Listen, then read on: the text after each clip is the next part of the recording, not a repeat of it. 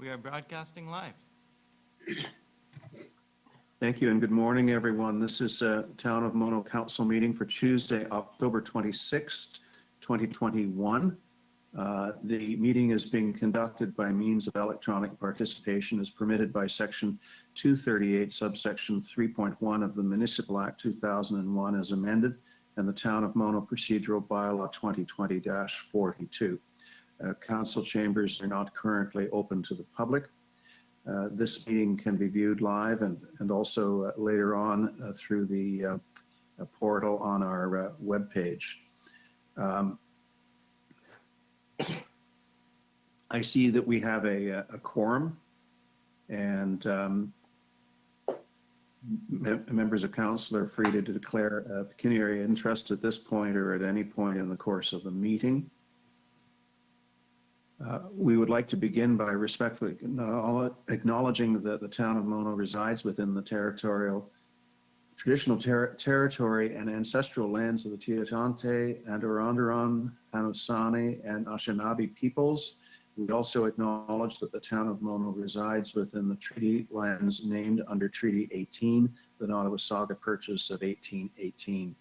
These traditional territories upon which we live and learn are steeped in rich Indigenous history and traditions. It is with this statement that we declare to honor and respect the past, the present connection of Indigenous peoples with this land, its waterways, and resources. I have a motion to approve the agenda of session 23-21 as circulated. Do I have a mover for that? Councillor Mantilo as seconder. Sharon Martin. Are there any items under Schedule A that you would like to bring forward for discussion under new business? Spread? You're muted. Yeah, number 10 and number 15, there's essentially the same issue.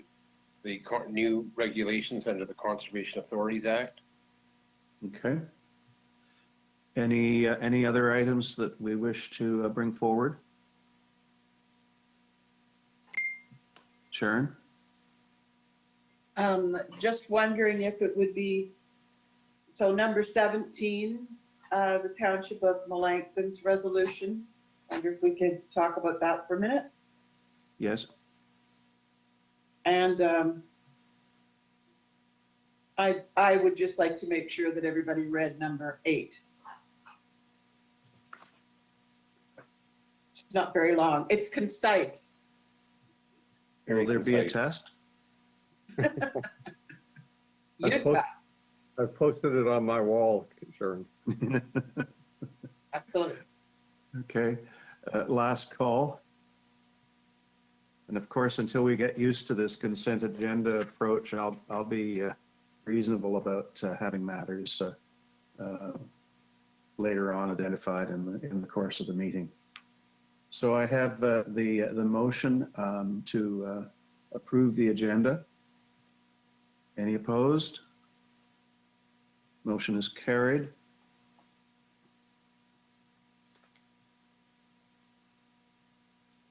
Approval of previous minutes. I have a motion to approve the minutes of session 21-2021 and 22-2021 as circulated. Do I have a mover?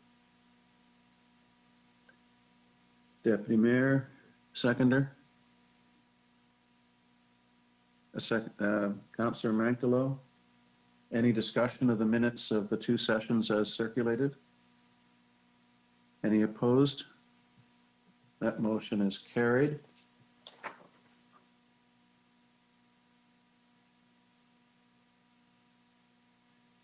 Under proclamations, we have an oath of office to administer to our new councillor. Fred, if I can call on you. Absolutely. Melinda, do you have a copy of the oath in front of you? Yes, I do. Okay, so as opposed to making you suffer through the challenge or apply method, seeing as Okay. you've got a copy, I'm going to ask you to just read the complete oath, including your name in the first sentence, and go through the whole part of it at your pace, at which point we will consider this having been declared. Okay, thank you. I can do that. I, Melinda Davie, having been appointed to the office of councillor in the municipality of the town of Mono by the council thereof in accordance with section 263 of the Municipal Act 2001, as amended, do solemnly promise and declare that I, 1, will truly, faithfully, and impartially exercise this office to the best of my knowledge and ability. 2, I have not received and will not receive any payment or reward or promise thereof for the exercise of this office in a biased, corrupt, or in any other improper manner. 3, I will disclose any pecuniary interest, direct or indirect, in accordance with the Municipal Conflict of Interest Act. And 4, I will be faithful and bear true allegiance to Her Majesty Queen Elizabeth II. And I make this solemn promise and declaration conscientiously, believing it to be true, and knowing that it is of the same force and effect as if made under oath. Congratulations, Councillor Davie. It's official. Thank you. I'm excited. Next item on the agenda is public question period. Do we have any submitted questions? We do not have any questions this week, Your Worship. Is there anyone online who may have a question for us at this time?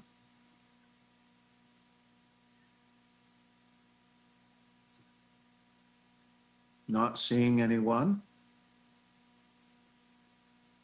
On to delegations. We don't have any delegations for this meeting. Unfinished business and deferred items.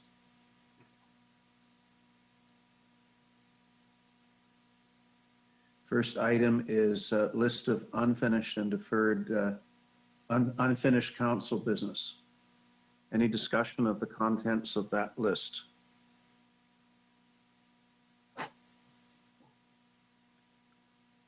Sharon. I'd just like to mention that the, what is it?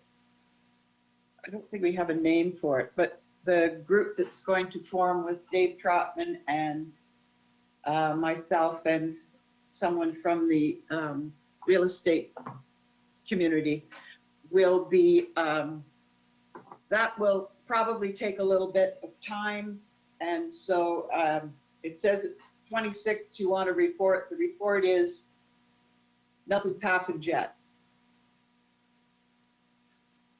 Yes, I noticed that that date, and I think it's. I think we should probably remove that date and give you a chance to get up and running before we impose a new date. Thank you. Fred? On the joint water management agreement, Mark and I have been told that we should have a draft in our hands, I think, by next week. If that is the case, was it next week, Mark? It was yesterday, but I know what's going on with Chris. He's under a lot of other personal issues. I didn't send that out to council. But I'm still hoping we can have that on the agenda for our next council meeting, if that's possible. This is an important agreement. Mark, you had your hand up as well. Oh, I was just going to say the October 26th on the real estate guide, that was under the original council resolution, was that you wanted it back. So that's how that date got in there. That was really just a comment. Yeah. Any other comments on our list? I'd like to see one added at the risk of of creating yet another project, but I think it's an important one. As you know, we've had discussions about transport trailers popping up in town. The latest one is on Airport Road, north of the 15th Side Road in the middle of a field. And then, of course, the one that we've been focusing on with the advertisement for dairy products. Fred and I had a discussion about the tools at our disposal to deal with these kind of things. And it became painfully obvious in reviewing the trailer bylaw or trailer bylaw that it is problematic in the extreme. It really doesn't address this kind of issue. It was more really designed for people who needed housing while their home was being renovated or was being repaired or in an emergency situation, but it doesn't really contemplate the problem that has developed in the past 6 months in the town. So I'd like to add trailer bylaw as a project for Fred. And I think we can keep the bylaw very, very simple, straightforward, and unambiguous. Mark? Are these trailers, I'm not aware of all of them, are they being used as signage advertising? Well, the dairy product one, I would argue, is a billboard. And it's being used allegedly for storage of building materials. And I frankly don't like the way it's positioned on that property. There may be reasons for it, but people are commenting on it. And the one on Airport Road is completely inexplicable on vacant land. There seems to be some kind of RV that's parked further into the property, but that's right at the edge of Airport Road and very visible to people traveling both north and south, and again, north of the 15th Side Road. Yes, Melinda. Two questions. The location of the dairy signage one, do you know where that is? Yes, it's on Highway 10, just north of Cemetery Road, opposite Starview. Okay, yes, I'm remembering that now. And then the other question, does the one that's there close to the road that is new on Airport Road, does it have identifying signs on it? No, Or it it's just does not. It does not. slightly? Okay, thanks. Any further discussion? Ralph? You're on mute. Oh, there you go. We had this issue on the Fifth Side Road, just near here, Ontario. It's a new property there. Was a country music station. It was clearly put out for advertisement because it was placed near the road, and that was removed. I think it was removed because maybe Fred or Simpson spoke to them, but it was taken back up to it's now sitting on Highway 89. Okay. Well, I think this is something that needs to be attended to. When you read the bylaw, it not only does it have internal contradictions, it doesn't mean anything. It literally does not mean anything. Okay. Anything else on that topic? All right. Next item are board appointments and update on vacancies, Rosemont Fire Board and CDRC board. And I have a motion, but maybe we should have a brief discussion as to how the vacancies are filled. Any thoughts? Any volunteers? Ralph? I'd like to volunteer Melinda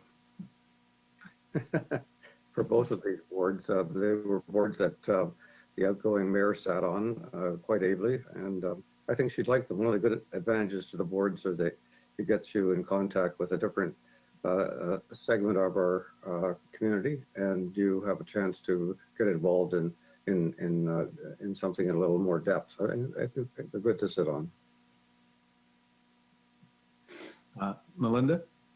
Oh, sir, I'm not opposed at all. I received an email from the Rosemont. I think they were anticipating, or maybe it was Ralph that instigated that, to introduce me. So I have interest in the Rosemont. And for clarification, the recreation, was there not a comment recently by the mayor of Shelburne at a council meeting regarding their new plans for these things?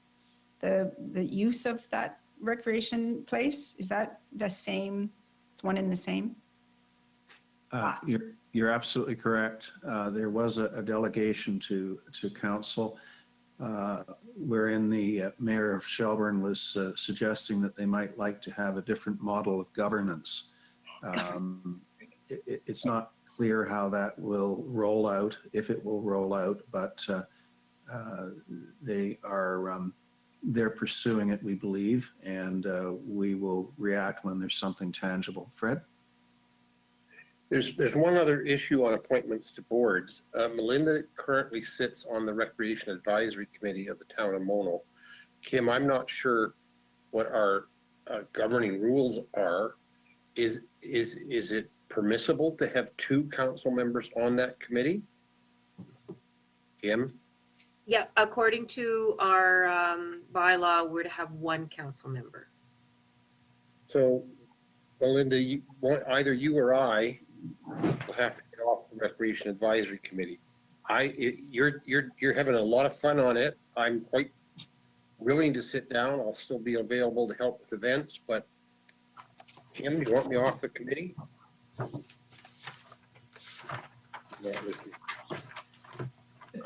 Do we have to do a council resolution on that, Your Worship, or do we just, how does that work? I mean, Melinda is currently a member of the Recreation Advisory Committee as a member of the public, not as a council member. Yes. So I'm not quite sure mechanically what we do here. So, Mark, subject to your thoughts on this, I think it doesn't necessarily have to be a motion here and now, but it could be just a letter or email indicating that one or the other of you is stepping down. That's fair. I was going to say the original appointments were probably done in the first couple of meetings of council and did go through a resolution process, but only because you were doing more of an omnibus type resolution for all of your committees. Yep. Fred Simpson, do you have any thoughts on that? No, I think that works fine. As Mark said, appointments are normally all done by resolution. In this case, no one's being appointed. You're just changing the position if it's a case and a resignation.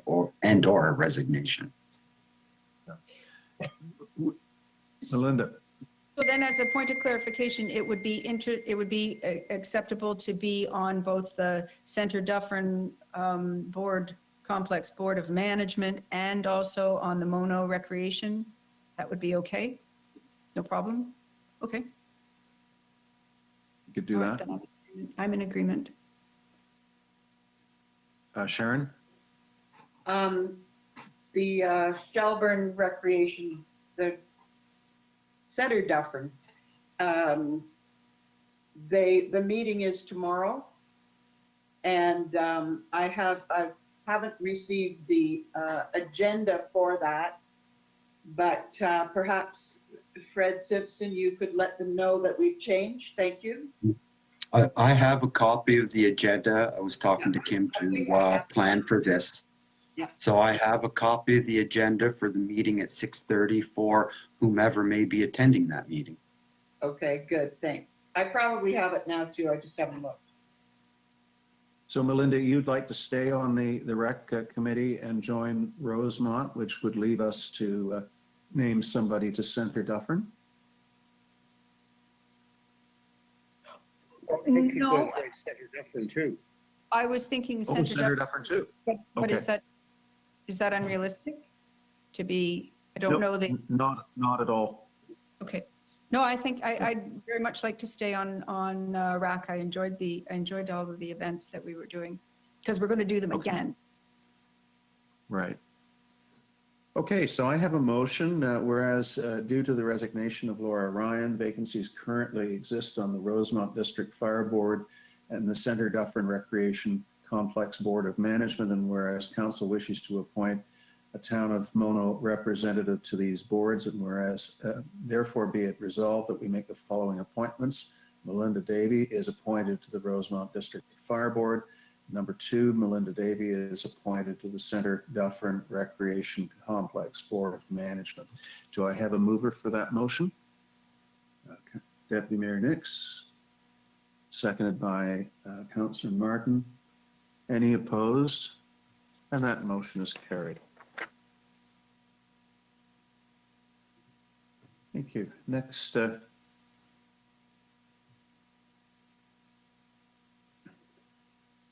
item on the agenda are bylaws, correspondence, new business additions to the agenda. First item up is the employee counts and council vaccination policy recommendation of our CAO. Mark, would you like to describe the policy? Sure, this policy is very similar to what the counties approved. The big difference just being where you will file proof of vaccinations.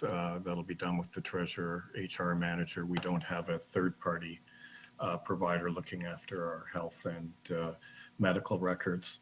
I would point out that there was a typo on the last bullet on page 3. It should have read February 25th, 2022, not 2021. So other than that, I think this is in line with what council had been seeking. And like I said, it's very similar to the counties with the, well, I guess it also includes Town of Mono councillors, where the county policy did not include councillors. So, I don't know how this is all going to come together with what Mr. Ford announced on Friday. So the timing is going to be interesting, given they're looking to pull all requirements, hopefully by the end of March. So. Discussion. Melinda?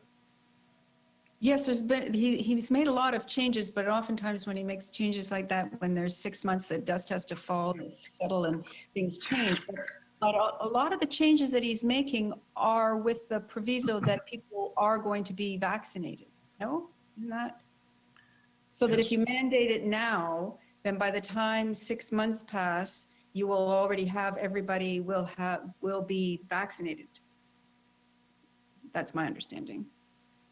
Yeah, he's definitely put through 2 provisos. One, that people are going to continue to be vaccinated.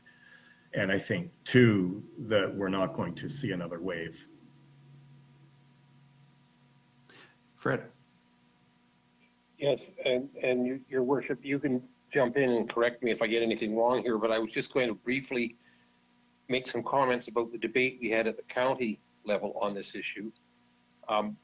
We softened our original stance a bit by saying that employees have to be vaccinated by a certain date, or then facing a 6 weeks leave of absence with no pay. And if they didn't get vaccinated by then, they'd be terminated. The reason we stuck that 6 weeks leave of absence in the middle, originally the policy said you get vaccinated or you're terminated, is to give employees and the county time to think things through. It's not written down in the policy, but there is the thought that when we get to that stage, depending on how many employees don't get vaccinated, the county could change their mind on whether they actually terminate an employee.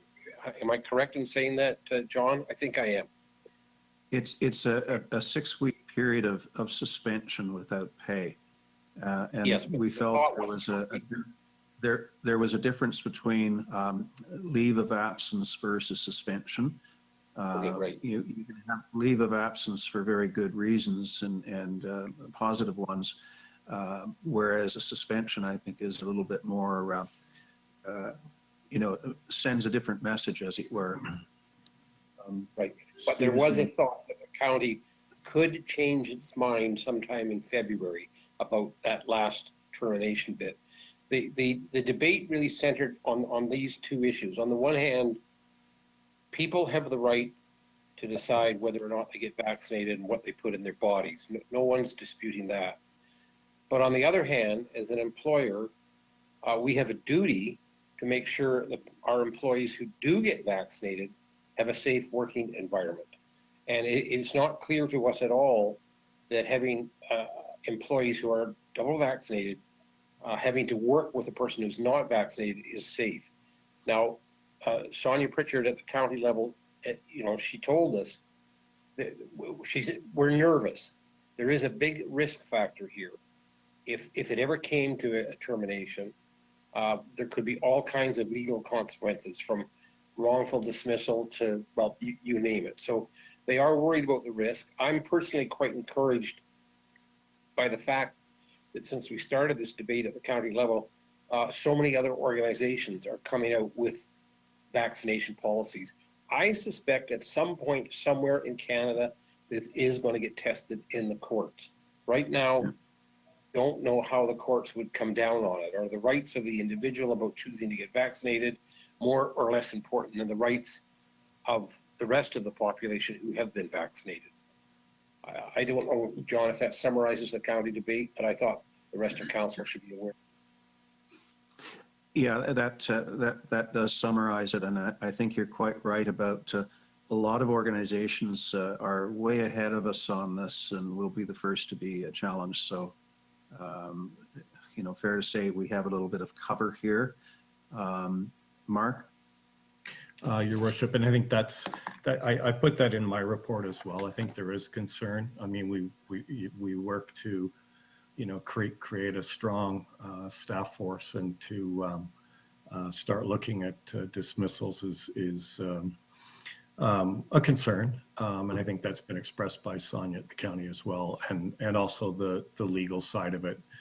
Given that this has been through a lot of other organizations, including the county and others, I have not gone through any legal review at this time, and I've certainly recommended in my report that if you get to a position where you are looking at termination or even suspension, that at that point in time that we'll be seeking legal advice on that, just around the comments that you'd said, wrongful dismissal and appropriate severance, that sort of thing. Any other comments or questions? Ralph?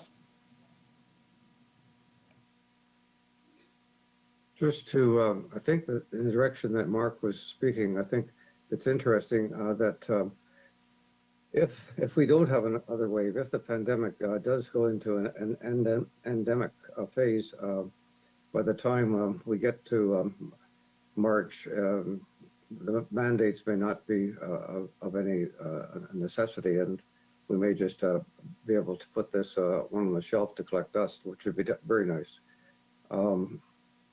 I have a question. This is going to come to some legal dispute. I'm not sure who's going to be the recipient of it, what municipality, etc. But Mark had suggested that legal advice should be sought prior to any suspension or termination, which I think is very appropriate. I suspect that our solicitor would be looking back at this document for to see that we were in compliance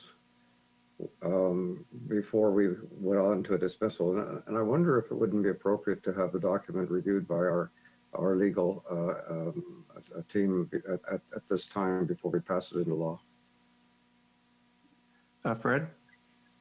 Well, I wouldn't disagree with that, Ralph, except that I think the county has already sought legal advice on this. So I'm not sure we need to layer it with our own legal advice. We're following the county's leadership on this issue. Well, to be fair, Fred, that's true. And I think we often accept the work of the county, and that saves us some time. But we are autonomous with respect to this. And I think we have a responsibility to be sure that it's going to be something that our legal people can support if they have to. They come down to the last bullet point that Mark has left there. So I think that we should not be sitting back and letting the county do this work, because we have to be responsible ourselves. Melinda? Yeah, on that issue, I have a thought, but I was wanting to ask just for clarification. When I first read the proposal, I thought, wow, that's a lot of time we're giving people. We're giving people a long, long time. But if you do have somebody, and you're going to, right, have people wait till the 11th hour. So if you're going to have somebody who waits all the way to the 11th hour until we're going to suspend them, and then we need to give them time to get the 2 doses and get the 2 weeks after. So that was where I was thinking that's where you're kind of obligated to continue to give time, because people are, until you actually terminate somebody and they go off and work someplace else where you don't need to be vaccinated, they keep having the opportunity to do it, but it takes time to get it done, right? To be in compliance. That was not the reason why you were waiting or having this long date. Mark? Yeah, that's through your worship, Councillor Davie. That's exactly why the timing is in there the way it is to provide for the time period between a first and second vaccination, and also the 2 weeks afterwards. Mark, I'm having difficulty with my second screen here. Can you just confirm that we have adopted the county's 6-week suspension period as in between the time of proof of in between the deadline, which I think we've pushed out because time has gone by. Yeah, so the 6 months or 6 week suspension is in there. That would kick in January 14th. And then Right. following the 6 weeks, it would be February 25th, 2022, that council would be in a position to terminate under that policy. Sharon, did you have? Well, I just wanted to say that I'm really happy with this document. And I think this is 6 weeks is ample time.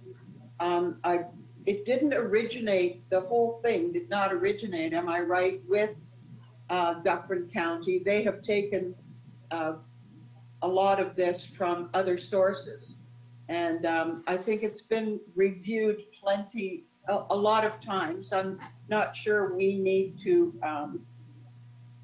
have another lawyer look at this. It's going to be, I agree, it's going to be tested at some time, but probably not by Mono anyway. And they're going to pick on some other company that is more prominent than we are to make a point. But I'm really happy with the document as is. Fred? To partly answer Sharon's question, and I can't remember it all, but clearly when Sonia came with her paper to County Council, their staff had looked at some other areas. The only place I can remember, John, was Simcoe County, I think. That's the only one that comes to my mind. Yes.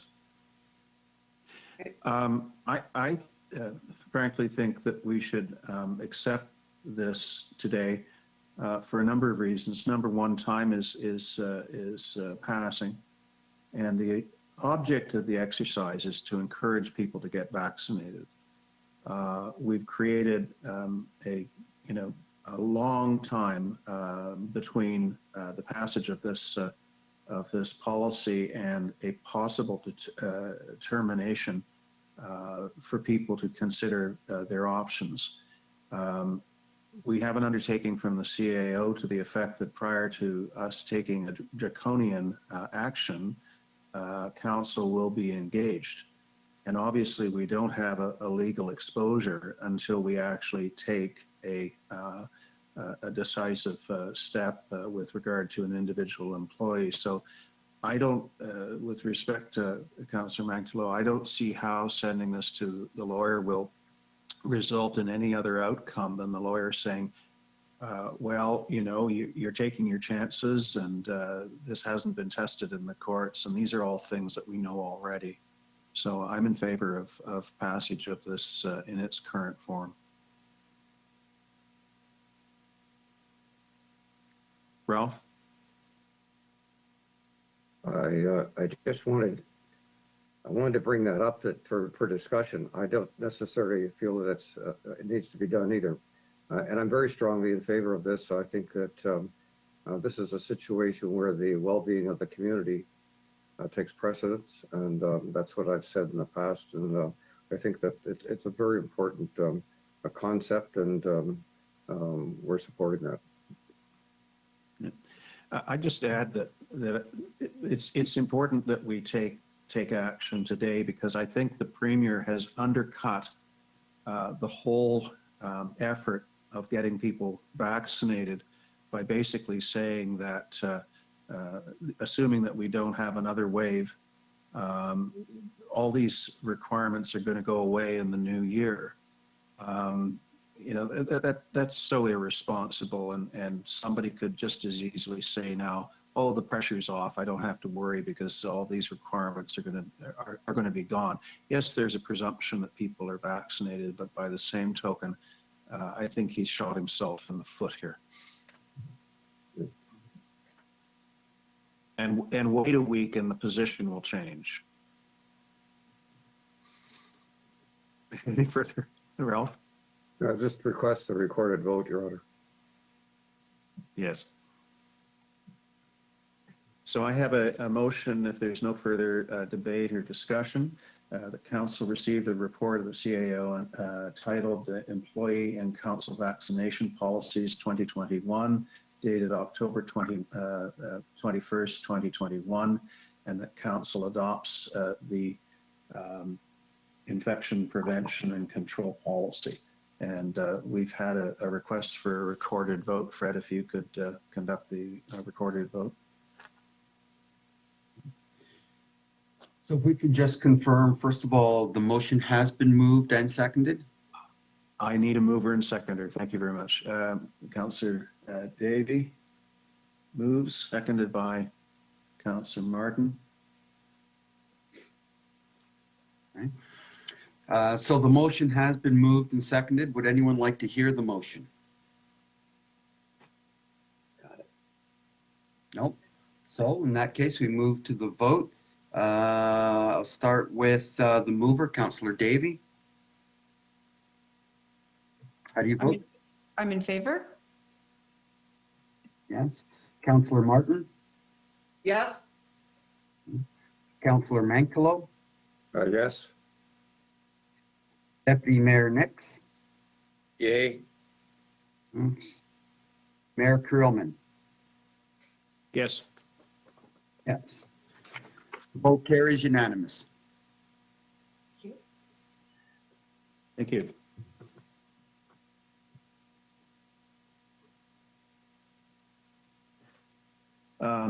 Second item on this portion of the agenda is the Island Lake Drinking Water System Inspection Report 2021-2022. Any comments on the report? Fred? Yes. Clearly, I'm not happy with the report. We clearly have some problems. Over the weekend, I did speak to our Director of Public Works, and I'm satisfied that he is working on solving the problems that we have. Any further observations, Ralph? Yes, Your Honor. I'm disappointed in the report. Very disappointed. Without going into a lot of details, there's about 7 areas that I note that are we're either not in compliance or we have a problem. Otherwise, have a problem with. Just have a simple question for my education and maybe the rest of the council to Mike. There's was a drum of something there called sodium silicate, which I've looked up and tried to figure out what its part is in water treatment. Could you educate us? So the sodium silicate is used for iron sequestration. It's a softening. It removes the iron prior to release to the potable water distribution center system. So So it's iron sequestration, and its idea is to limit the impact and the requirements for softeners in the development. However, they still are required to, or at their option, they have to soften their own water further. So is that a flocculate that settles that is taken out before it's distributed to the residents? So it dilutes the iron prior to distribution, to the best of my knowledge. And it's All right. flushed. So it is, and you are correct, it is flushed prior to distribution, but it does work in cooperation with the chlorination. Now, these are the Island Lake wells. The Coles wells do not require iron sequestering because the levels are lower. Right. The other question I had is, can you educate us a little bit about trihalomethanes and haloacetic acid? It appears that these are higher in the distributed water if the depending upon where the testing is done. The chlorine measurements, I think, can be taken off at source, or they can be taken partway down the line before it goes out to the residents. And can you tell us what the situation is with our water treatment facilities? So the chlorinization levels are taken at multiple locations through the distribution network to make sure that our residuals are above or at the ministry requirements for disinfection. In high demand seasons, June, July, August, we have a couple of, I'll call them dead ends, a couple of dead end pieces of pipe that do not feed potable water to residents. This water will sit still. Stagnant's not really a good word, but this water will see low usage at one of these dead ends. Our hit point is on Purple Road at Linda Ave, where the distribution network ends, and it feeds a fire hydrant, which is to the benefit of the residents. So as this water sits, the chlorinization residual starts to drop a little lower, and as a resultant of that, the trihalomethanes are increased at this location. We have a standard flushing routine that's required, and it's stepped up in the summer, and a little less during the winter. I think I didn't really rephrase my question very clearly. I think the issue is, where is the point of chlorination in the system? Is it at the water access, or is it further down the line? Oh, so the chlorinization is immediately after the raw water comes out of the wells. It's injected at the Island Lake pump house and also at the Coles pump house. Underground of both those facilities, there's a large diameter contact chamber that simulates the required time for chlorinization before it hits the kitchen table, for lack of better words. But so injection is at the pump house immediately after the raw water is taken from the ground. Thank you. Fred? Just, Mike, while we're talking about this, are you going to take the new councillor on a tour of our water system at some point? And if so, I mean, you gave all the rest of us an excellent tour. I wouldn't mind having my memory refreshed if you have time to do this, if you're going to take Melinda on a tour. Melinda and I briefly, Councillor Davie and I briefly spoke about my staff presentation tour on what my department covers. I will probably get talking with Mark as to whether we're going to require Councillor Davie to go through the standard of care training that all councillors went through. And I am available to anybody that wants to go for a tour again. I could arrange that, no problem. And that could be be organized following the meeting. Terrific. Sharon? I think Councillor Mangelo used the word that I was thinking, and that is disappointed as well. I wonder if Mike has any other, anything else to tell us, or anything else that, going forward, how this is going to work. I would agree with council's disappointment. It seems to be an escalating scale of non-compliance that we hope that the operating authority has the ability to take this as serious. They have the same issues on their own system, and it's our hopes that they can continue to work through the issues that the Ministry of Environment is outlining. Thanks, Mike. And I'm always up for a tour. Great. Any further discussion? Seeing none, I'm wondering if I can give council one of two options.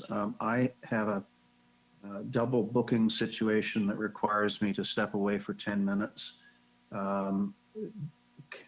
Do you wish to have a brief recess now, or shall I turn it over to Fred Nix to chair? I think we should have a Sure. recess so we dock your pay, Your Honor. Okay.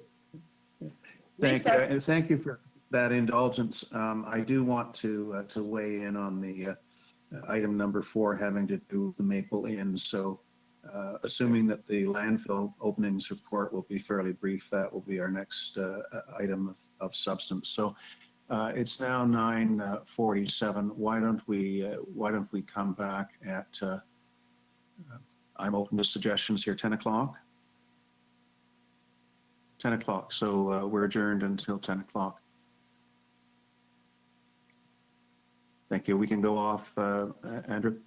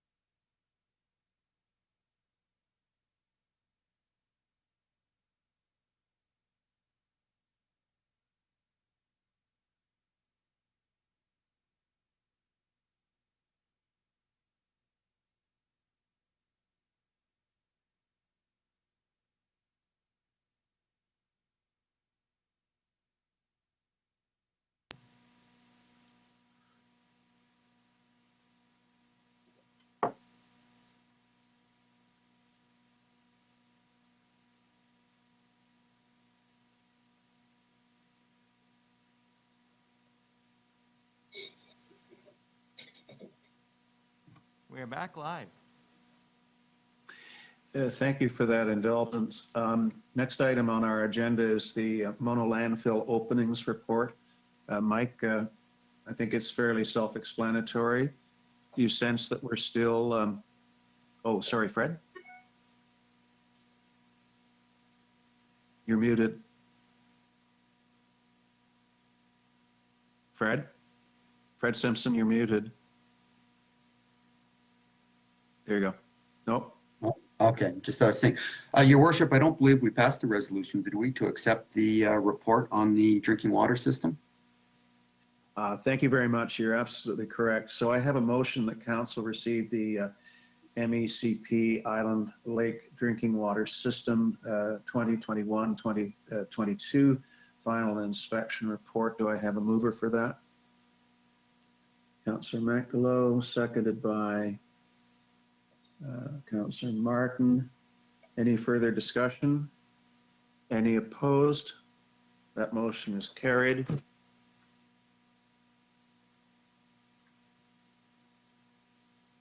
So the next item is the report of Mike's on the landfill opening. Anything to indicate, Mike?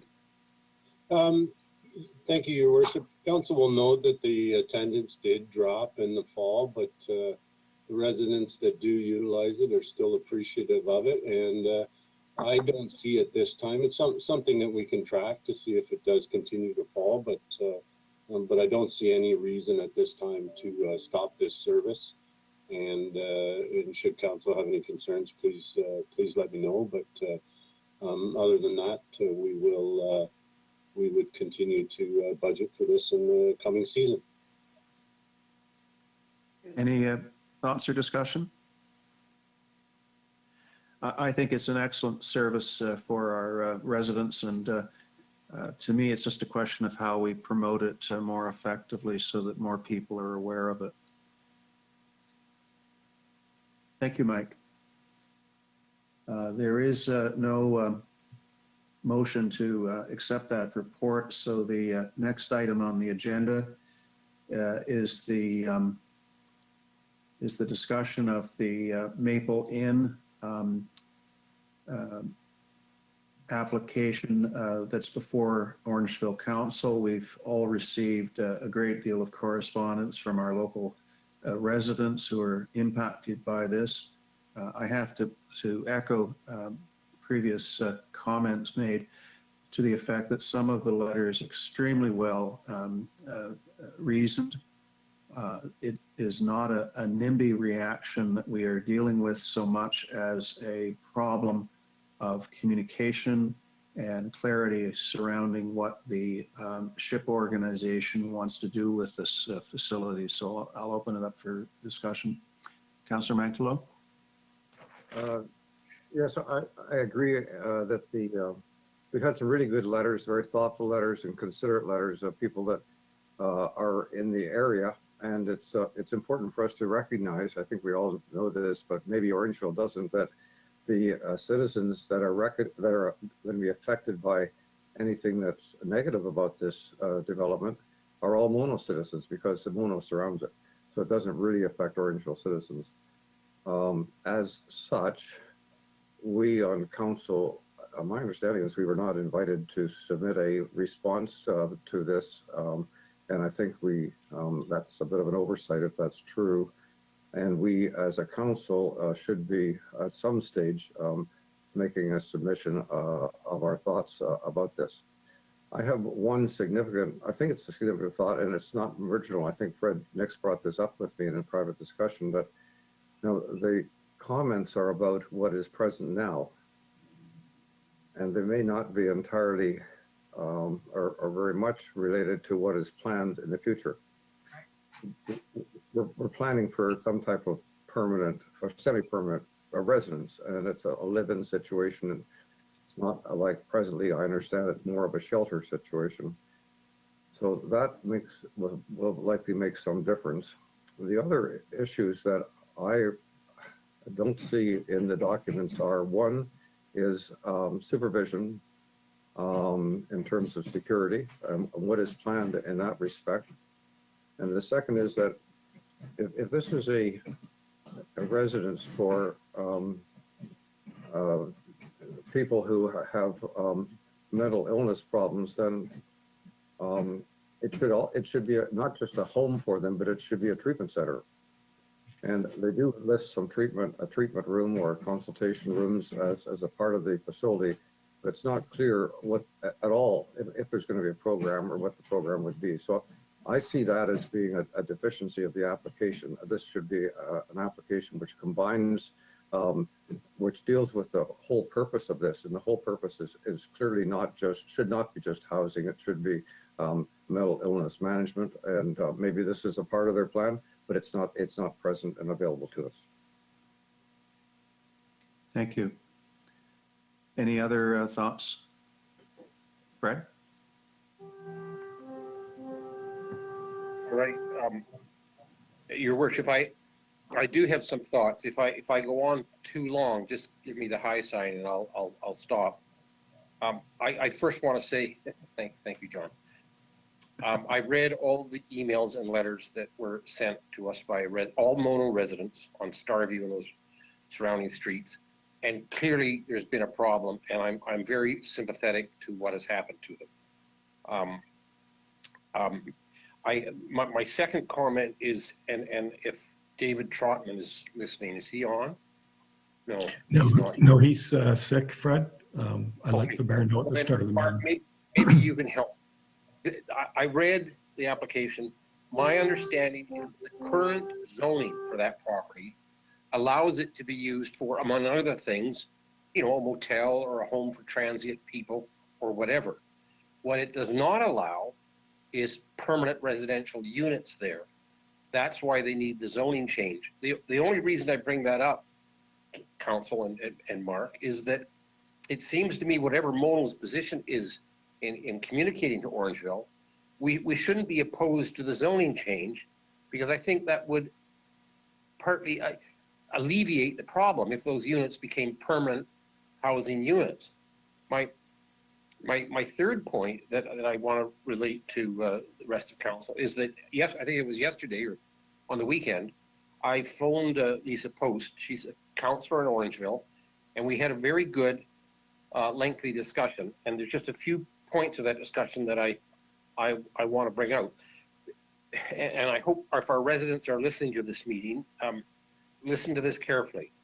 My first question, which probably was naive, but after what's happened over the last 6 months, I said, how do we in Mono Council or anywhere else trust this organization called SHIP? I mean, what are their intentions? They have done a bad job. Well, we had a good discussion with that, and she reassures me that in fact they're a good organization. Yes, there's been problems, and no one's going to forgive SHIP for that, but she doesn't see that going forward into the future if these become permanent residential homes. On that issue, she assured me that the application is going to be to turn that motel by next spring into permanent or semi-permanent homes, mainly for women. And she gave me, this is an example, so whether it happens or not, I don't know. You could have somebody in family transition place for a few weeks because of some horrible domestic situation. And when they leave that, where do they go? Well, this would be a place where they could get a room, a small self-contained room for say a year on a rental basis and live there. I think if that were to happen, that would be far different than the people who've been there over the last 6 months. The other point she made to me was, by the way, there is, according to Lisa, a security guard on duty now, okay? I don't know whether it's 24/7, but there is a security guard there. The SHIP's intentions in the long run is not to have security guards there because they're going to turn them into residential units, okay? It'll be quite different. The last point that I'll make, your worship, is that we discussed the public meeting that Orangeville had, and there was no doubt there was a mix-up, okay? So Lisa, and she almost assured me, let's say I'm 99% confident of this, Orangeville is going to hold another public meeting. And so to any Mono residents who are listening, I think that you stay tuned for that. And when they announce the public meeting, that's where you should take your letters, your concerns, and your complaints, okay? Those are, it's fine to let us in Mono know about them, but we have very limited powers to do anything about it. It's Orangeville property, it's Orangeville zoning. So when this next public meeting comes along, and Ralph, to your comment too, I would say possibly that's when the town of Mono should make its presentation at this public meeting. SHIP will be at that meeting, as I understand it. Again, this is, I'm 99% certain, this is not carved in stone just yet. So you can address SHIP personally and ask them questions, and I guess some of Orangeville Council will be there, although it'll be a public meeting, so no decisions will be made, but this is where your viewpoint can be heard. Have I gone on too long, Your Worship? No, but I'd like to turn it over to others who haven't yet spoken, and then you can go at it again if you wish. Sharon? We certainly have had wonderful comments, really well thought out letters, and I agree, it isn't the NIMBY thing that's going on here at all. One of the people who sent a very impassioned letter works at the lighthouse, and she certainly has a empathy for people who are in these situations. I think I'm not opposed to the zoning change, and I agree with Councillor Deputy Mayor Nix that this could perhaps be a better answer for what's going on there. I was told 2 months ago that there was security there 24/7. Obviously, it isn't there, or they're ineffective. This is fine for them to plan to have these renovations done and all this happen for the spring. In the meantime, we have a lot of winter to go through. And so I have some big concerns about how things are going to be handled there through this next season, because there are even more homeless people. And if they don't have adequate security, our people are left there. They've been knocking on doors. They're interfering with the way people live.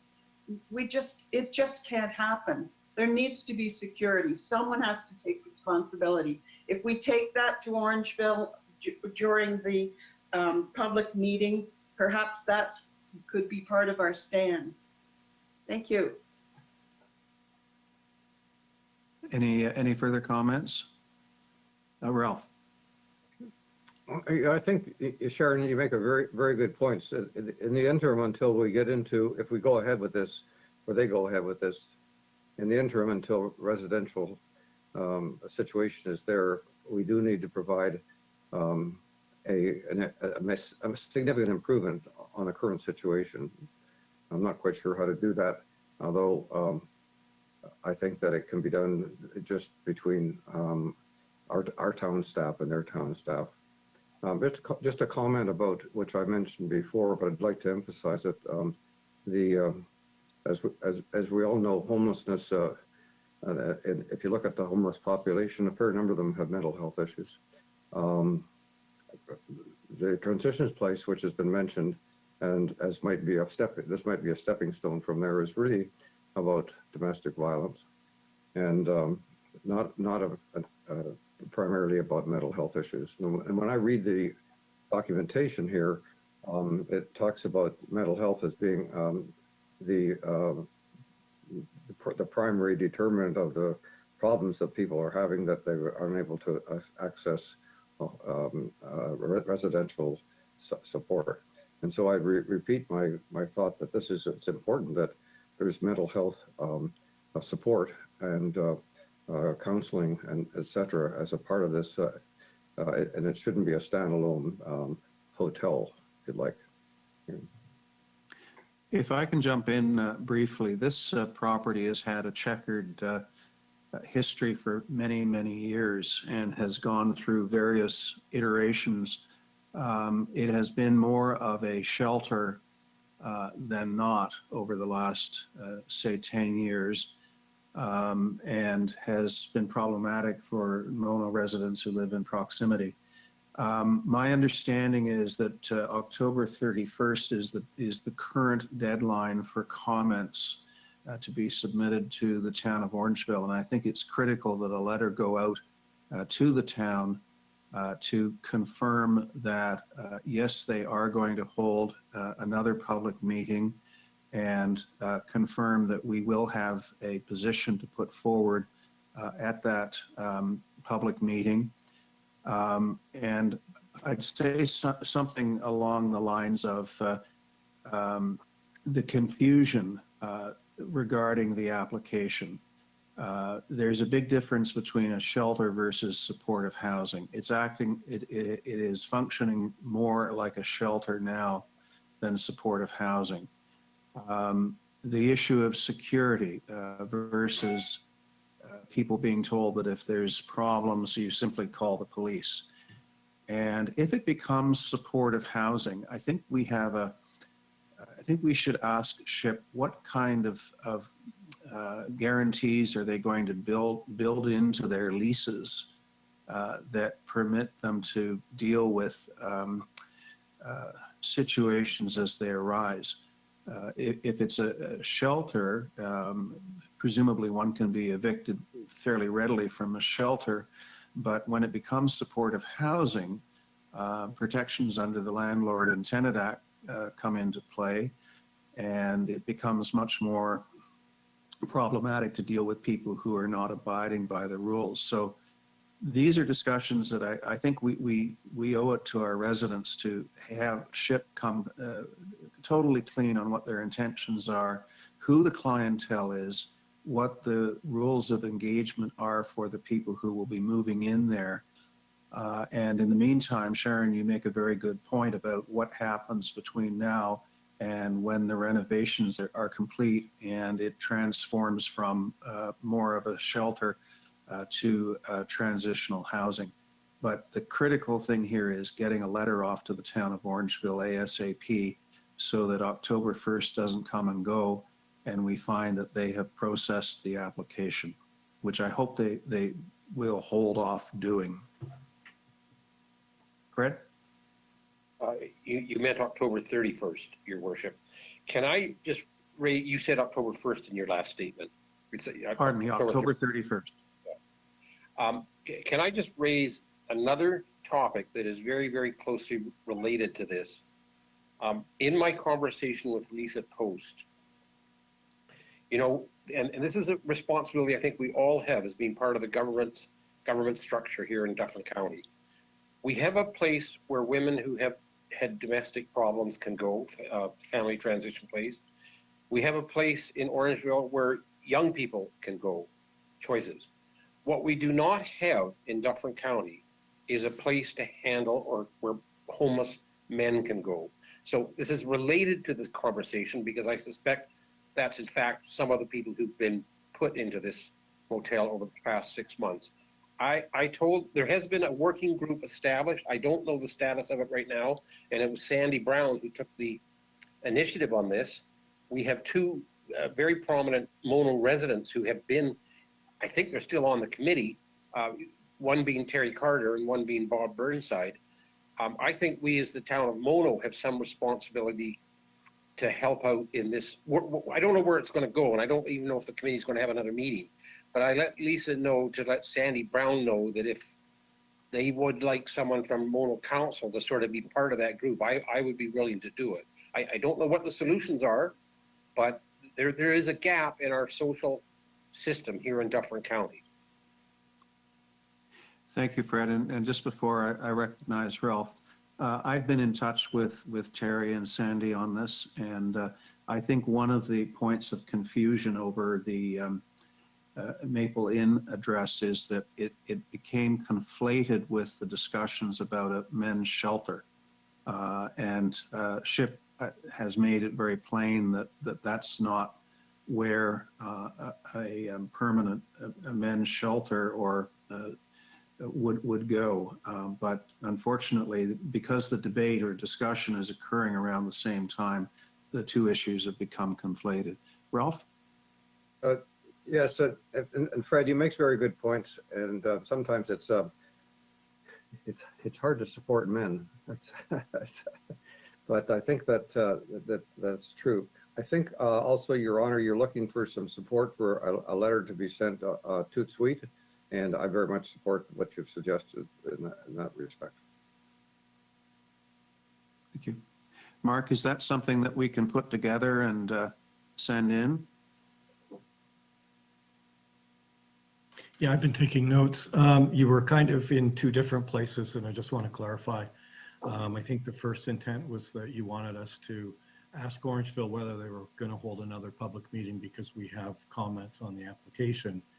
And then you've kind of gone further than that and said we need to send a letter now with all our issues kind of spelled out. So just wondering which approach you want me to take on that. I can certainly get it out today. Fred? I think the letter should address both points, which the first one being, we understand you may be holding another public meeting. If you are, that's fine. We would like to make a presentation or be at that meeting to ask some questions. If you are not planning to hold another public meeting, here are our immediate concerns and issues. So you can put, John, don't you think we could do both points in the same letter? Well, I would ask them not to process the application until they've had another public meeting. And the public meeting should permit residents to address concerns such as, and then we give examples, so that we're doing both in the same letter. But my fear is that they need to know that processing this application absent another opportunity for input, both from the residents and the town of Mono, I think it's important to get that across. Ralph? I think that's a stronger approach, and rather than asking if we're going to have a public meeting, I think we should be pointing out that because of the deficiencies of the previous one and the strong interest of the local residents, which are Mono residents, that we would like to see another public meeting. That should be our ask. Are we good with that, folks? I see people signing off on it, as it were. Mark, is that more helpful? You're muted.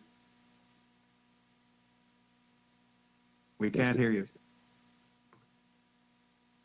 Sorry, I was busy writing down what was being said.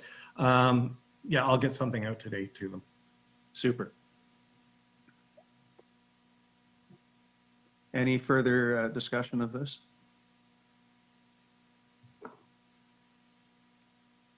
Thank you. So on to new business, specifically items that have been spoken to on Schedule A as a consent agenda.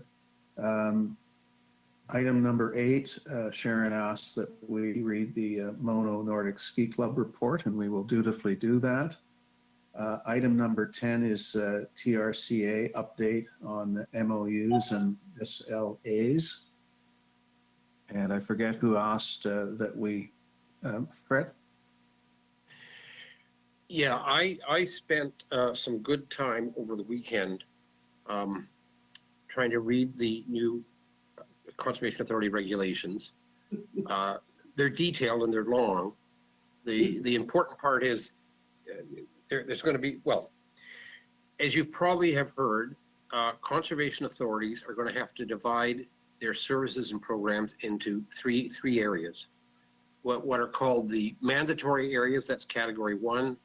What are called those services or programs requested by a municipality, that's category 2. And the third category is other programs. I have no idea what that is. The regulations on mandatory programs aren't the big issue here in front of us, because the relationship between conservation authorities and municipalities will continue on, as it has in the past. The mandatory services are going to be things like all the regulatory function, monitoring stream flows, groundwater, managing conservation authority lands, and things like that. So they will, as they have in the past, here's our cost of providing those services. They'll then say to their member municipalities, here's your levy, and we will pay according to our current value assessment, our share of that levy. The new thing is these programs that have to be approved by municipalities, and that's where I have some concerns. And my point of bringing this up today, Your Worship, is not that I have any solutions or answers or know what we should be doing. I just want my fellow councillors to be aware this is a big issue and it's coming. The regulations, thankfully, have given conservation authorities another 2 years to get these agreements with municipalities in effect until December 31st, 2024, which is great, except we have 3 conservation authorities we have to deal with. We're almost unique in the province of Ontario. And one of my concerns is the workload this is going to put on staff. But never mind that. We have 3 years or 2 years, 2024, that's 3 years to get these agreements in place. However, one of our conservation authorities has already said, and this is TRCA, they hope to negotiate these agreements in the first and second quarter of 2022. So some of this may be hitting our desks faster than we thought. The point, let me give you some examples of why, and listen, I have to say, John, Your Worship, that I am not an expert on this subject. This is confusing stuff. So maybe I'm seeing this through a cloudy lens. Maybe it's not going to be as serious as I think it is. But let me give you just some examples of where I can see some particular problems. What if we have one of our conservation authorities that has a program that has to be approved by municipalities one by one, let's say tree planting. And some of the municipalities in that conservation authority say, no, we're not going to agree to it. Maybe those are the more urbanized municipalities. They don't need a conservation authority coming out planting trees for them. Now, I have my own views on that perspective, but let's say that happens. What it would mean for the remaining municipalities in that conservation authority is that the overhead costs of their forestry programs would go up, and we'd end up paying a higher share of the cost of that program if we agreed to it. Okay, so that's one bump in the road. Oh, they just closed the door on me. I guess I'm speaking too loudly. I'm sorry. Let me think of another possible problem here. We have 3 conservation authorities. They all have outdoor education programs. So when we get this list of services, by the way, we will get the list of services from the CAs by February 22nd, 2022. I think I got that date right. So we have 3 conservation authorities. They all have outdoor education programs. We get these list of services. They want us to sign an MOU, which basically then says we'll be paying for these programs. But hold it. In Mono, we don't send our children to the programs of 2 of our conservation authorities. Why should we ask our residents to be paying for those programs in 2 of our conservation authorities when we don't send our children there? Let me give you another example. And I'm making this up, so I could be wrong. We have one of our conservation authorities that does excellent work on low impact development. That's CBC. Now that's expensive research that they do. If that is not considered a mandatory program, when we get our list of services from CBC, they're going to say research into low impact development, which is fine. I support CBC in that research they do. It's excellent work.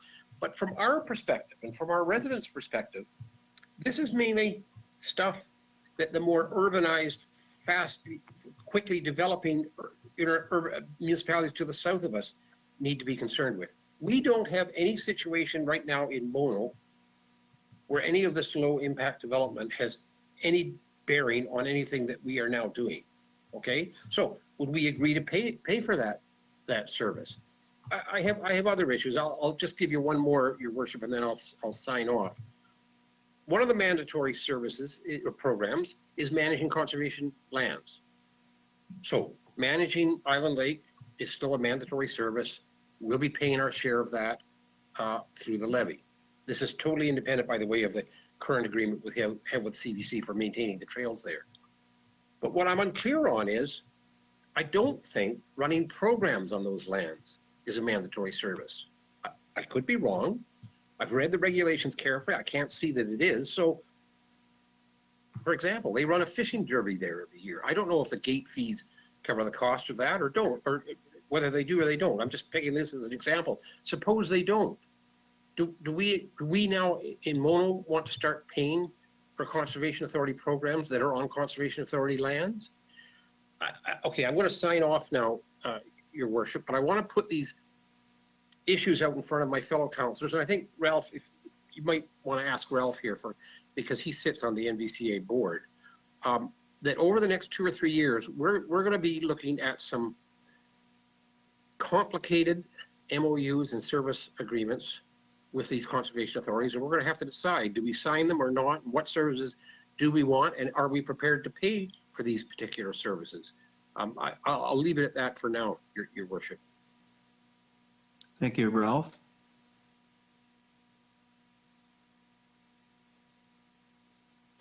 Well, thanks, Fred. I think it's worth having our antenna up, and you're cleaning it off. At the last NVCA meeting last Friday, the regulations that govern this were a part of the agenda package. We approved the NVCA coming up with a program. So they're a long ways behind the Toronto Region Conservation Authority. And so that's something that'll be coming down the pipe. And as you say, we've got till the end of 24 to have it all solidified. So the NVCA is our largest conservation authority in terms of having the most area within Mono. And so that's where we're at. I don't see them coming at us very, very quickly, but I don't know. This is such a difficult document that you really need a Coles Notes version, and I'm hoping that Doug Hefner will produce that for us. Thank you. Any other comments about this item? Mark. Yes, just for council's information. I did have a meeting, I believe it was back in June. I was quickly checking my calendar, couldn't find it quickly. I met with the representatives of the TRCA and the CAOs of both MVCA and CVC as well. And I impressed upon them the need for common agreements or common structure of agreements between the three CAs, or it was going to become very difficult for the town to process. They all indicated that was going to be considered. So it may just be that we see the TRCAs first and then they get adapted by CVC and MVCA, but that remains to be seen. On the TRCA planning process, I understand what they have done is they have met with all their individual members based on regions, so with York, with Durham. The meeting that was to be with, I think, Mono, Aggregates, and Caledon had been pushed back. It was supposed to have happened yesterday, according to Member Sinclair. But so I expect to see something coming more direct from TRCA, from our member in the next week or so. Thank you. Any further discussion? And I'm assuming that this has incorporated the not only item number 10, but item number 15. Yes, it has. Okay. Ralph? Yes, I just, Sharon asked us to read the ski club report and to note it. And I have to compliment the ski club because their membership was 3 times the previous year, or the average of the previous 4 years. 3 times as great this year, and they handled it. And that's something to be appreciated and acknowledged, that it was very well done. And in COVID times, everybody was wanting to go outside, and this was one of the options, was to cross country ski, and that this is such a wonderful place to do it, that and they rose to the challenge. So congratulations to the ski club. Yes, here. Sharon? I just wanted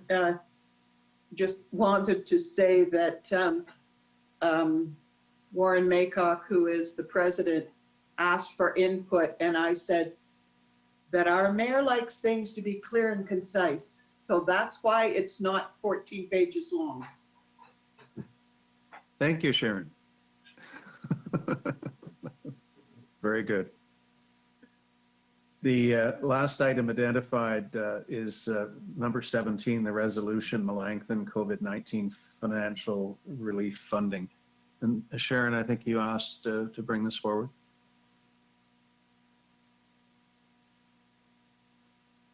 You're on mute. Sorry, I've been really good about turning it off when phones are ringing and things. I just wondered if it would be a good thing to do to support Melanchthon in their, let me see, how is it worded? I think that they're seeking a little more money to help with the things that they've had to do. And I would like to support them in this.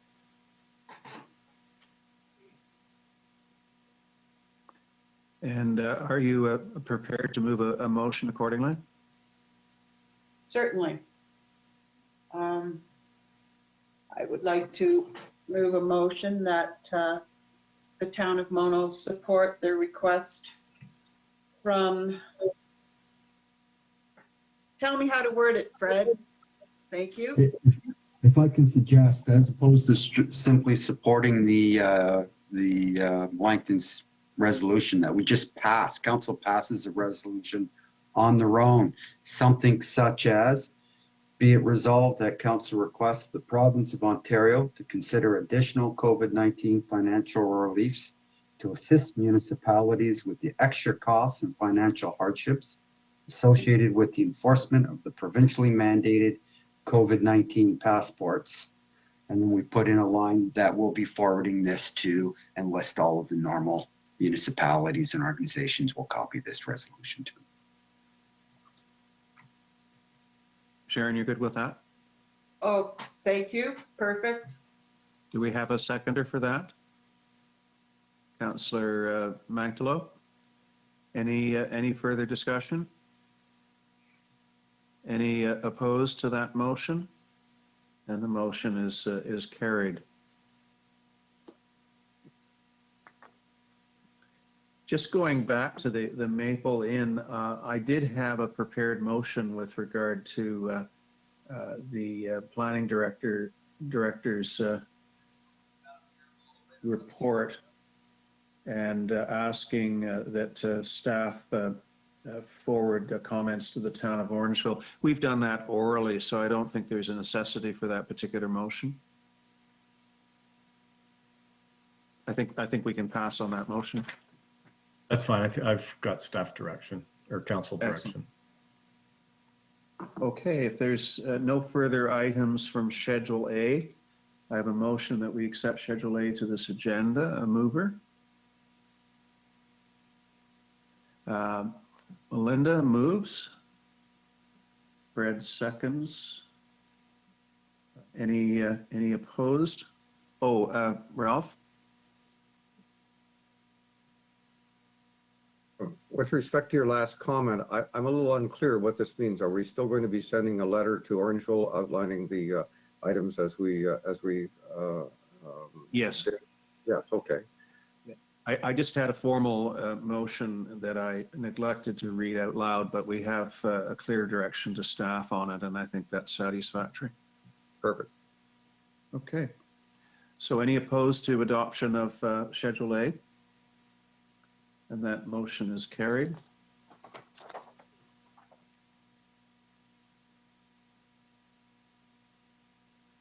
So staff reports. Mark, do you have anything to report? Two items, Your Worship. I'm sure one was going to be covered off by everyone else. We went through a mock emergency management exercise all last week with the county. I don't know if you've heard much about the massive fuel spill and tanker down at the lake. What would that be? Lake Erie, Lake Huron Pass. Anyways, that was the nature of the exercise was fuel, significant fuel shortage.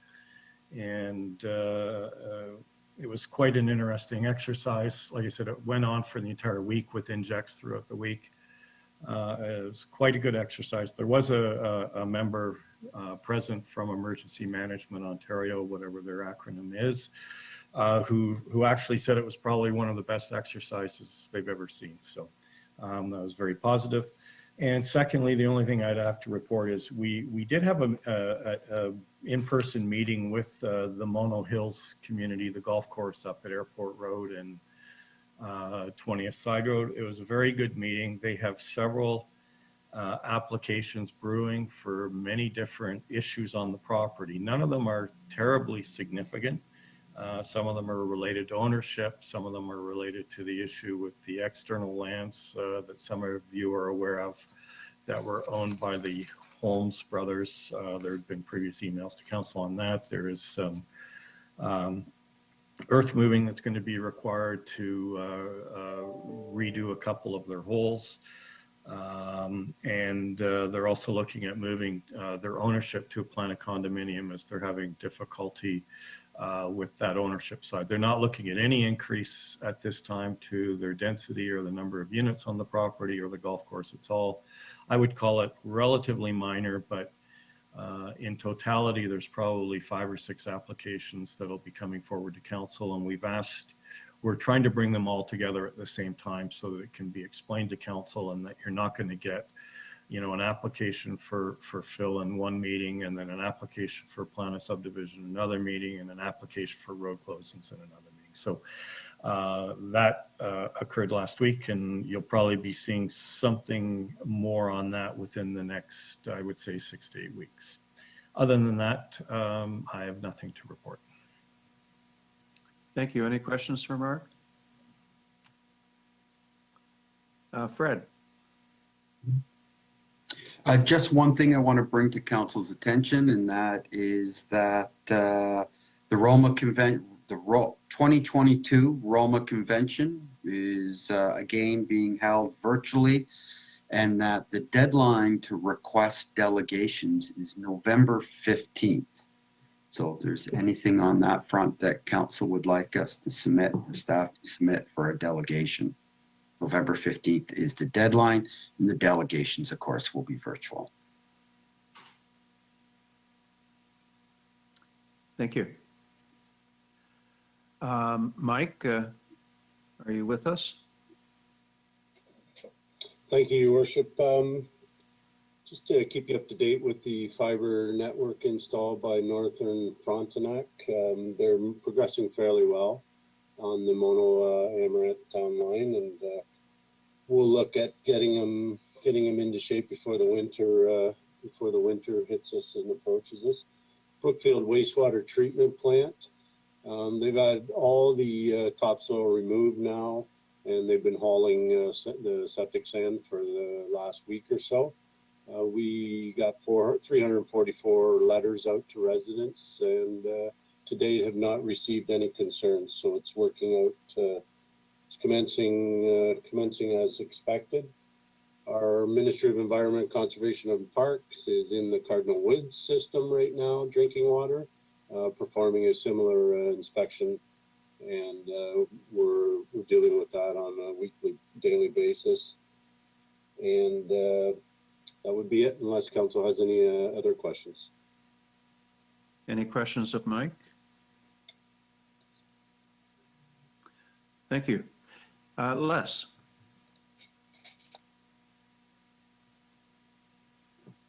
Thank you, Mr. Mayor. The budget process, the wheels are turning. I know we moved the schedule a little down the calendar, but to give council a heads up, the next council meeting is where council decides on the inflation rate. Deputy Mayor Nix has shared an email with me as to what the expected inflation rate may be. And we're pretty well on the same page. So that is coming. Other than that, there's nothing new to report. Any questions for Les? Thank you. Kim?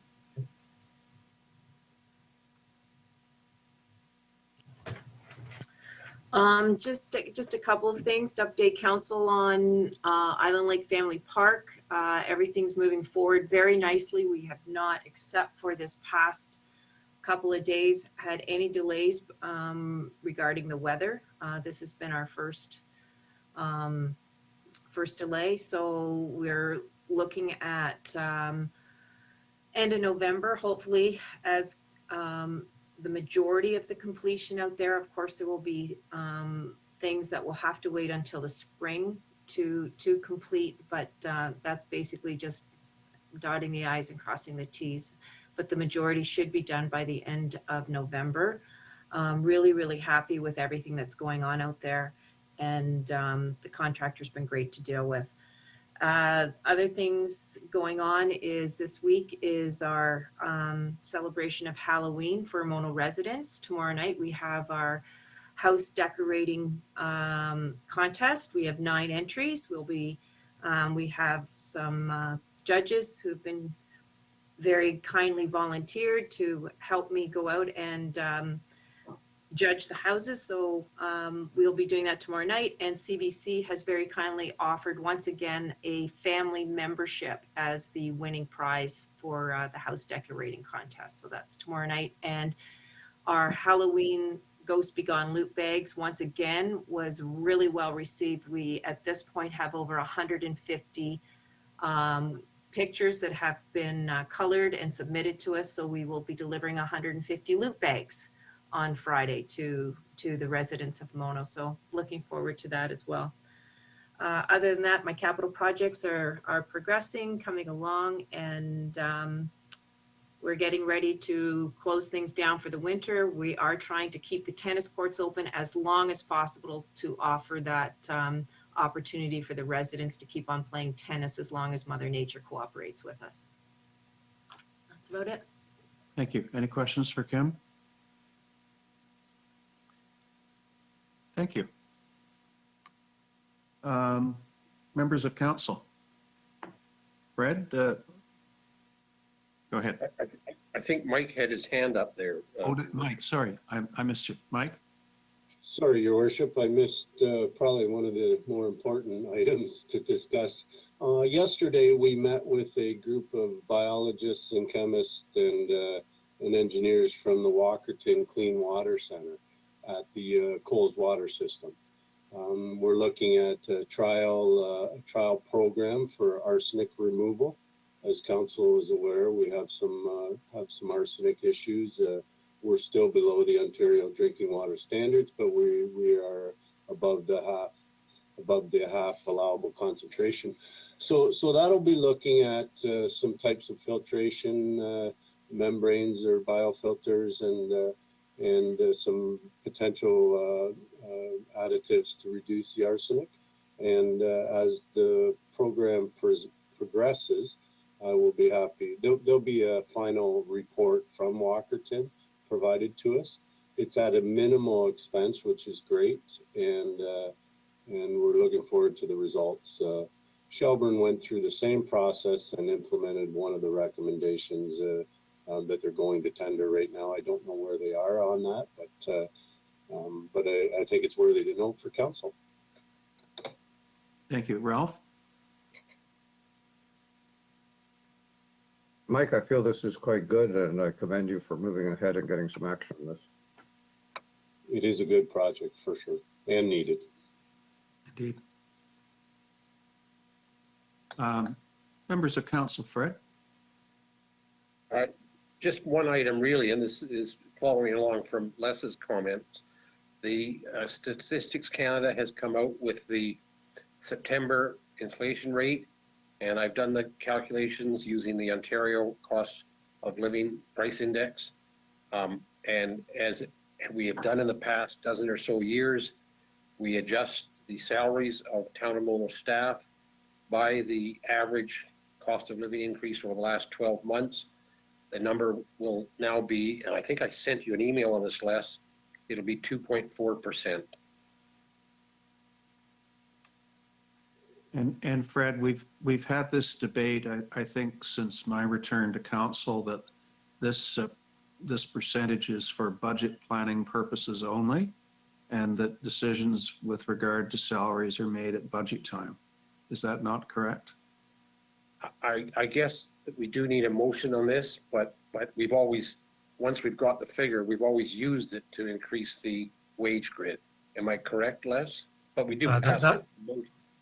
Yes, that is correct, Deputy Mayor. I use the figure once council makes a decision at that meeting for the salary budget, and then any other increases throughout the budget.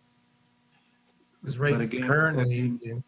Again, I think that my position would be that we accept a percentage for planning budget purposes only, without prejudice to making changes during the actual budget debate. Oh, no, you are correct, Mr. Mayor. Salaries are not adjusted until council passes the budget. Correct, because I think that any member of the public watching us should be mindful of that Les needs to have a number to plan and present a budget, but that's what this exercise is about, rather than making a decision up front and then having to be bound by it going forward. Everything is up in the air for discussion at budget time. And then just to advise council, as the deputy mayor has said, the average over the last 12 months, which is the process we have used for multiple council terms, the average is 2.4, but the actual inflation rate for Ontario for the month of September is 4.4. So the average is a couple percentages less, and that's only because a year ago, as you may recall, with the start of COVID, prices were falling. So inflation was actually zero or below zero. So the average is 2.4. Okay. But my memo will explain all that. Anything further? Okay, Ralph, do you have anything to report? I usually give my formal report or semi-formal report on the pollinator garden sometime in the new year, but just to say that again, it's been I think a real tribute to the volunteers that run the garden. We have Tuesday and Thursday usually. This week it's going to be Thursday, and we have usually 5 or 6 people out on one day and maybe a little less on the other day, and this has continued throughout the summer. And because of this, we've largely been able to maintain the garden, which is a big project. We are going ahead with the south plot, and we did some preparatory work for wildflower planting or seeding this late fall, and we're looking into still doing that. Thank you. Thank you. Sharon? I have nothing. Thank you. Thank you. Melinda? Yeah, I have nothing at this point. Well, I wanted to call on you regardless, as it's official now. Anyways, unless I've missed somebody who I can't see on the screen, that takes us to notices of motion. Are there any?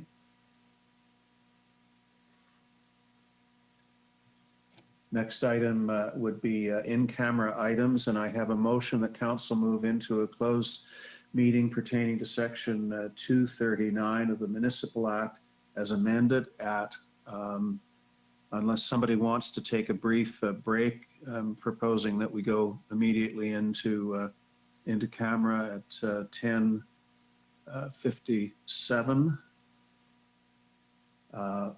For the purpose of educating or training members, a review of in-camera issues for newly appointed council member. And that is, again, part of the Municipal Act. It's section 239, subsection 3.1, subsection 1. Any opposed? Motion is carried. I don't believe you got a mover and a seconder on that Oh, motion. my Yeah, I was gonna apologies. say, My apologies. Mover, Fred, I saw your hand up there. And the seconder? Sharon? Thank you. And any opposed? The motion is carried. So if we can go off.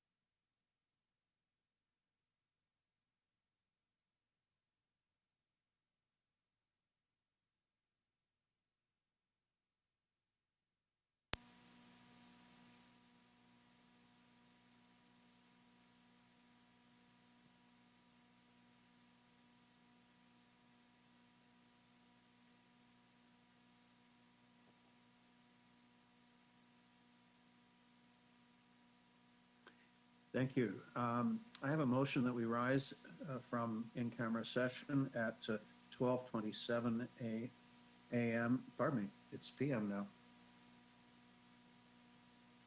Somebody was optimistic writing up these motions. I'm keeping the deputy mayor in mind. And so it's with no report. So we're not making a report from this education training session. Any opposed? Have we got a mover and seconder, your worship? Oh, mover and seconder. Sorry, I really am rushing here. And Melinda is moving her first motion, seconded by Ralph. Any opposed? Okay. It's carried. I have a motion that we introduce and give the necessary readings to a bylaw to confirm the proceedings of council of the town of Mono in session 23, 2021, held on 26th of October, 2021, that it be signed by the mayor and the clerk, sealed and engrossed in the bylaw book. Do I have a mover for that motion? Moved by Deputy Mayor Nix, seconded by Sharon Martin. Any opposed? And that motion is carried. And before I move the motion to adjourn, any other matters of business? I have a motion that we adjourn this meeting at 12:29 p.m. Again, I have to amend the prepared motion. Do I have a mover? Councillor Mangtalo, seconded by Councillor Davie. Any opposed? Motion is carried. Thank you very much, everyone. Good meeting all. Right.